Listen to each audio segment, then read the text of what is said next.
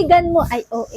Ngayong araw yung event na pupuntahan ko. And syempre, mag-commute lang tayo, ate girl. Kaya hindi natin pwedeng makalimutan ang mahiwagang.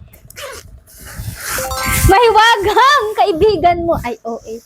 So ito hindi pwedeng makalimutan natin ang plastic labo kasi yan. Pero naginom naman ako ng Bunamin tapos meron pa akong 3 piraso and sana talaga umatab siya para hindi ko naman to magamit, ate.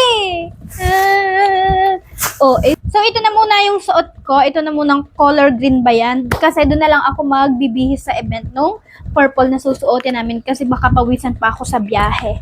Ano pati siya, pag nababasa siya ay yung nalana talaga. Kaya guys, samahan niyo ako dun sa event and update ko na lang kayo sa mga mangyayari. Feeling ko okay naman na yung ayos ko. Hindi kasi ako magaling mag-makeup tapos mag-ayos ng buhok. Kaya yan na lang yung ginawa ko. Nagtali na lang ako dito tapos sinintipid ko na lang dito and naglagay lang ako ng konting lipstick, polvo and then konting blush on. Parang hindi na nga siya halata pero okay naman na.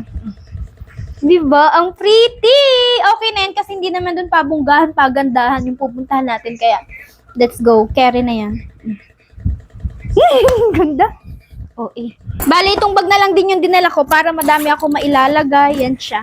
Andyan na lahat. May pagkain ako, tapos may tumbler, and lahat ng kaartehan andyan na din. Para, kapag kasi yung shoulder bag, baka kasi hindi magkasya yung tripod ko, yung tumbler ko, para isahan lang laman.